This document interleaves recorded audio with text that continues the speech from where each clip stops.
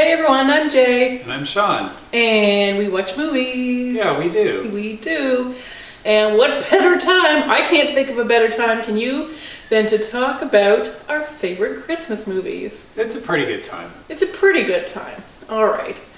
So, I don't think you have any Christmas movies, so we'll just go right to me. I don't have any Christmas movies. No, none that you love. What? Oh boy. Well, What? You want to tell me different? Go ahead. Go ahead. Die Hard. Oh boy. I love Die Hard. Mm-hmm. And I have a Christmas book about The Die Hard. novelization of Die Hard, the Christmas movie. Die Hard Christmas. Yes. In fact, I read that book to you last Christmas. I should try to link to that. Oh yeah. Because she's an old video back in the very early days. Yeah. That's true. Oh boy. So you love Die Hard. It's your favorite Christmas movie. One of. One of, yes, fine. You're maintaining it's Christmas. It's absolutely a Christmas movie. Okay, all right. And you don't like it any other time of the year? I like it all the time. Oh. See, it's still I don't a know. Christmas movie. I feel like there's like a defining feature of a Christmas movie is a movie you feel uncomfortable watching other times of the year. Maybe that's only because most Christmas movies aren't that good. Sean? Oh, he's spoiling for... I'm going to tell Santa about this.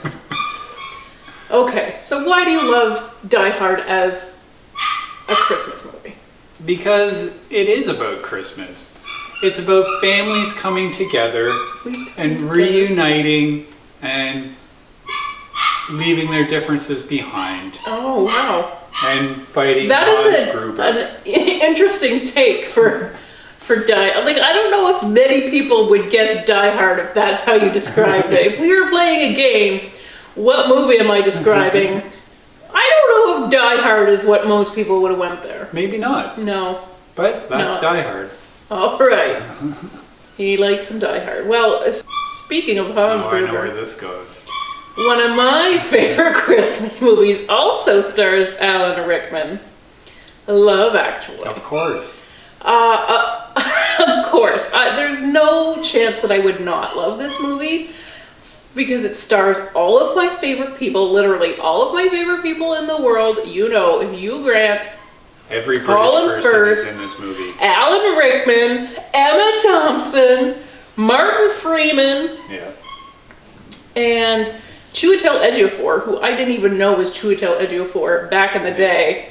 I didn't know Rick Grimes either back in the day. No one knew Rick Grimes. And of course, Bill Nighy. Yeah. Woo! One of my all-time favorite faves. Of course. Yes. He's great. So there's nothing not to love about this movie. I don't know what kind of lump of coal you've got in your chest if you don't feel all the feels for this movie. Because it's trying real hard. It's got something for everyone. It's got like 8 different couples. I don't think there are any same-sex ones. So, okay, strike that. Not something for everyone. Something for all the nice straight white people. But, you know, you don't have to speak the same language. You just have to have uncoordinated body parts.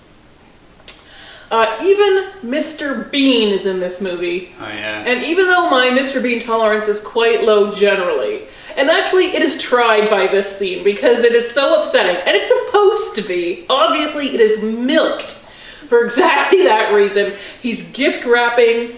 He's actually gift wrapping, spoiler alert for a movie that is 17 years old, but he's gift wrapping Alan Rickman's gift for his, he hopes, Christmas mistress. Yeah. So Alan Rickman is, and he's doing it while his wife is in the store with him. My God. He's a villain. Oh, he's a villain. He's worse than Hans Gruber ever was. No joke. No joke. There you go. So Mr. Bean is just taking his time with this ultimate gift wrap experience. And Alan Rickman is just sweating it out, watching for his wife, looking at his watch, super impatient with this, and it's never ending. No. Love that scene. Yeah. But I mean, what don't I love? I love everything. I love the wedding where, again, Rick Grimes, Andrew Lincoln surprises the bride and groom Chiwetel Ejiofor, and Keira Knightley, who was only 18 at the time of this filming. Only 5 years older than Liam Neeson's little son. Oh, yeah. And yet, Thomas Brodie Sangster, who still, I think, to this day plays 13-year-olds, basically, they were not at all treated the same. And yet they should have been tutored by the same person on set. But yes, everybody stands up just as they're done, and all of their friends are playing instruments. They're playing All You Need Is Love. It's such a wonderful, exciting scene, and I know writer-director Richard Curtis was inspired by Jim Henson's funeral, where all of his colleagues brought their Muppets with them and sang a song at the funeral. And I've always loved that story. And what a great way to celebrate together. Absolutely. If you happen to have a talented bunch of friends, and I have resented my friends ever since that. For having no talent. That's right. They're a bunch of no good people. Talentless hacks. Speaking of no good, talentless people, Billy Bob Thornton plays the American president in this movie. Oh, yeah. Meeting with Hugh Grant. That's right. It was a rude Minister. transition for a funny story on set. Apparently, and I've never heard of this weird phobia before, but Billy Bob Thornton has an irrational fear of antique furniture. And it just so happens that on the set of the British Prime Minister's office, there were quite a bit of them, and Hugh Grant loved to just throw them at him and get him real riled up before they shot their scenes. So if you really feel the animosity between them, it's actually probably between Billy Bob and the couch that he was sitting on. So, what's not to love? It's I a have good to say. movie. Hugh It Grant really is. doing his little dance around the Prime Minister's residence. Just a few years ago, the cast sort of reunited for one of the Red Nose fundraiser videos, and he danced again, and this time it was to Drake's Hotline Bling. So this is a gift that keeps on giving. Do you have a favorite couple from Love Actually? Because everyone does. I don't know. Okay. I guess I'll pick Hugh Grant and his aide. Oh, yeah, so cute. I feel like I'm very drawn to the heartbreaking ones. I love Emma Thompson and Alan Rickman just because Emma Thompson is ridiculously good in this. I feel like that one scene where I think it's Christmas Eve, they're on their way to the kids' recital, and just before leaving, she finds out via this gift giving that her husband is cheating on her. Right, and because she doesn't get the necklace. Yeah, goes to the bedroom to collect herself. There are no words, there aren't tears, there's nothing. Just a woman trying to keep herself together for her kids. And it is so powerful and so moving, it does not even belong in this movie. Crazy good. Well, it's a very talented cast. Yes, it for is. a movie that really wouldn't usually have it. You wouldn't usually have, for a rom-com, all of these A-list So very people. many, yes. Of course, I love the Laura Linney storyline too. yeah. Again, a heartbreaking one Yeah. that doesn't really get a happy ending because she chooses her brother. Yeah. She has a mentally ill brother, and her life has been devoted to the brother, and she does just keep choosing him over this Over person everything. she has pined over, secretly burned about for years. Yeah. And my ultimate favorite couple, though, I have to say, has to be between Billy Mack, Bill Nighy, and his manager. You know what? Yeah. Friendship is really something special, and I think we see that a few times. Is the love is not always romantic love in this rom-com, and I really respect that because I find that very true and very worth celebrating. And I love that they admit that they love each other. They could just go there. So yeah, There you Love go. Actually. Love Actually. I do love it. It's actually. a good movie. Yes, it's a great Christmas movie. Thank you. Yes, of course. I'm very good at this. Yes, you are. What else do you have? Home Alone. Home Alone. Okay. Taking it back to the 90s. Yes. Well, I mean, you started in the 80s, so I did.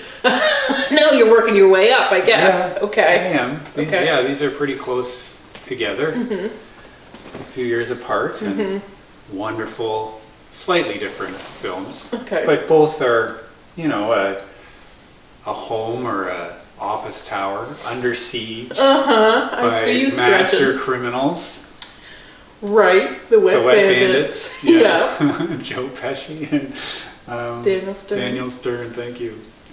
As the worst criminals of all time, with a wonderful plan to rob this very well-off Chicago neighborhood while everyone is on Christmas vacation. Except that Macaulay Culkin gets left home alone, is the only person left to save us from the Wet Bandits. Oh, and the old man. He's there too. Yes. Creepy old neighbor. So little Macaulay Culkin, this movie was a huge box office surprise. Obviously, nobody ever thinks that a Christmas movie is going to do craziness, and yet it did. It was like selling out like crazy. Yeah.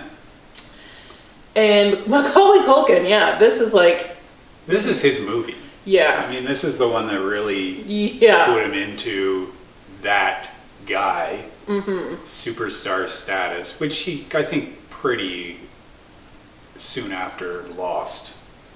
Well, that's hard to maintain, especially at that age. Well, that's right. You're not going to get those blockbusters all the time when you're 9 years old. Yeah. Crazy movie, that thing. Yes, it was. Of course, you know who I love in that one. I probably should guess it, but who? Who do you love in that one? Really? Moira Rose. Oh yeah, Catherine O'Hara. My super duper love. Yes, of course. I love everybody. Well, but some more than others. There's a good like group Catherine in there. O'Hara more than you. Yeah. It's true. She is great. So there's some surprisingly great stuff in that movie too. There is. I mean, when she's caught in a van with John Candy and his polka band. Yes. That's pretty great. It is pretty great, isn't it, Sean? Yes, it is. It's pretty great. Okay, so a Christmas comedy that I really love is Elf. Yes. I never expected to love this movie, and yet it is very rewatchable. It is extremely quotable. It is infectious because he has an innocence and a naivete that is just so wonderful, and Will Ferrell is so unafraid to go 1000% in that direction. Yeah. I don't think anybody could have done it as well as he did. I really don't. No, I don't think so. I think of all the comedians, he does have that childlike quality without being totally obnoxious. Well, he has his definite obnoxious moments, and I find that I don't know if Jon Favreau was able to rein him in this. They just hit the sweet spot, man. Well, they did, because he doesn't ever go into, like, angry mode or like temper tantrum mode. No. He always is very sweet. Yeah. And throughout this movie, he's always a good guy who wants to do the right thing. He's just a fish out of water in New York City, just trying to reconnect with his dad. Yeah. He's daddy. So it is a very sweet movie. Even though he is a grown man, he experiences like a child, and Christmas is for children. So that is the perfect way to experience. I mean, Christmas in New York City is such a great thing. Of course, he's coming from the North Pole, so he is the only person who would criticize a New York City Christmas. Not enough lights. But I love the cast. I love Ed Asner as Santa. I love Bob Newhart as Papa Elf or whatever they call him. Yep. Outstanding casting there. Yep. I love that Jon Favreau went with so much like not CG and just did like forced perspective and stuff to make Buddy look like such a huge monster really elf good. next to the others. It's really well done, and it holds up. Yes, it does. And just taking that time to do it like that, it looks so good. It does. And that's why it has such rewatchability, I think. But also, like, the jokes are just so charming that they also feel timeless. You know, a lot of these can feel very dated quickly, but this has a timeless quality to it. Yep. And I guess we watched a special on Netflix about how this movie got made. That's right. And they talked a lot about loving the Rankin Bass Rudolph movie. And that kind of, from that era, which is quite a bit before, but that sort of classic look and feel to it. Yep. And having their own little portion of the stop motion animation within Elf, a real homage to those Absolutely. Christmas movies that they loved as kids. Yeah, but they, as you said, they did it for the live action stuff, for all the North Pole. That's their inspiration. It looks cool. Yes, and it it does. feels familiar. But everything is really funny. That spaghetti scene, this candy spaghetti scene, that poor Will Ferrell, they made him shoot it twice because he did barf the first time. Of course he did. He barfed during, like, they're rolling and he just threw up. He had headaches the whole time because he was eating constant So much candy. sugar. Yes. He was having a hard time. And he really was walking around New York City in an elf costume a lot. Yeah. Actually caused car accidents when they went through the Lincoln Tunnel. No, I think nothing grievous, but like there were some fender benders happening. Oh, how could there not be? I really love that Peter Billingsley appears in this movie. He is the star of A Christmas Story, which is a great Christmas movie that I loved growing up as a kid. Yep. It also is kind of timeless because it has an older, like it was made to feel vintage even when it wasn't, and so I love that movie too. And I love that they have him in this because it's they have so many odes to their favorite Christmas movies. So there's a lot of callbacks that make it, I think, really fun to watch. Absolutely. So I really like that. I really like it too. All right, well, my next favorite that I want to name is A Nightmare Before Christmas. Ooh, of course, a very, very good one. It is a very for good Halloween one. and for Christmas. For Halloween and for Christmas, all year round. for everything in between. I think this is another one that you can get away with watching all year round. But it also counts as a Christmas movie as far as I'm concerned. For sure it does. So just wonderful animation and such a unique take on the holidays and what could happen when you let the Halloween Town crew take over Christmas. And it goes as you would expect.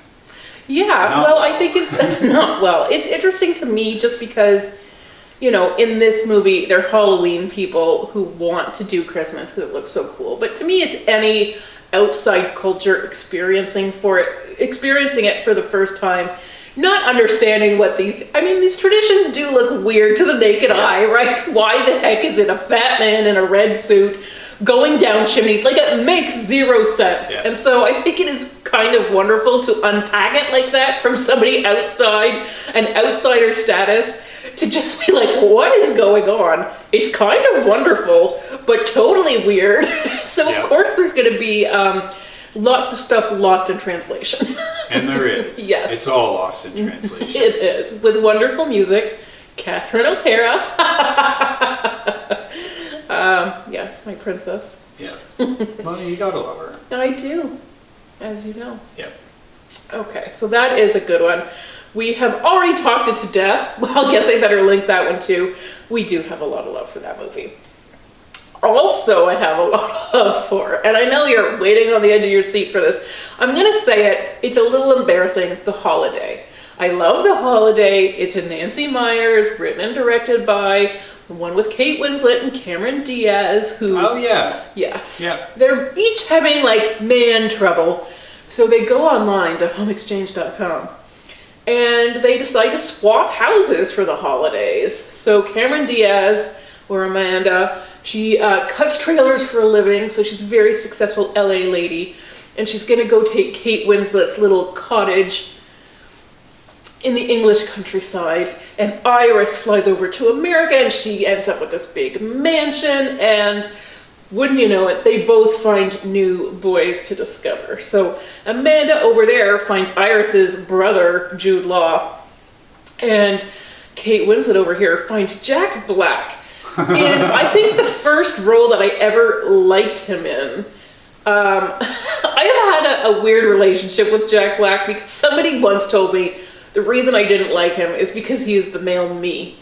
And I really carried that with me ever since. But But I found him so he is crazy charming in this movie. It's such a sweet character. He plays a movie composer.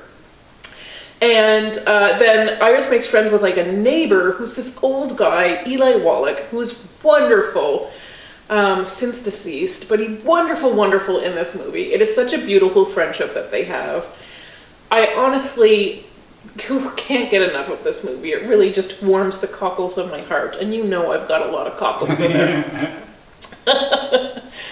So I love also that there is a Dustin Hoffman cameo in this movie. You don't remember. I don't remember. I haven't seen it in a long time. But Kate Winslet is browsing at Blockbuster. Remember those? I do. Blockbuster Video. Blockbuster Video. And Dustin Hoffman just happens to be there because they're in LA. And the thing about that is Dustin Hoffman is in the movie because he just happened to be there. He was just driving by one night while they were shooting, and he recognized that it was probably a movie shoot because he saw the lights. He went in and he was like, hey, just put him in. So Dustin Hoffman's in the movie now. Funny. So that's a wonderful thing. Yeah, it is. But they did find after this movie, the home exchange concept became so popular, they had to start warning people that this could lead to identity fraud and murders. So it seems super romantic in the movie, but it's holidays, not every Jack Black is not gonna murder you. Most probably are, yeah. You know, you're taking a risk. You're taking a big risk. So maybe the complete opposite of the holiday is Night Before. So that is maybe the most recent one on our list. So that is the Anthony Mackie, Seth Rogen, Joseph Gordon-Levitt one. That, why do I love it? I don't know. The humor just works. These three guys together, they're best friends since childhood, and they always spend Christmas, the holidays together, because it is an inclusive holiday thing. It is. Some of them are Christmas, some of them are Hanukkah, but they spend the holidays together ever since Gordon-Levitt lost his parents around the holidays. So they have become their own little family. But now that they're grown-ups, things are splitting apart, and this is going to be their last Christmas doing it big. So this year they're doing it even bigger. They're going to go to the magical holiday party that they've always wanted to get into. Yes. Of course, my favorite scenes, I do love the holiday party. Why do I love the holiday party? The Miley Cyrus cameo, of course.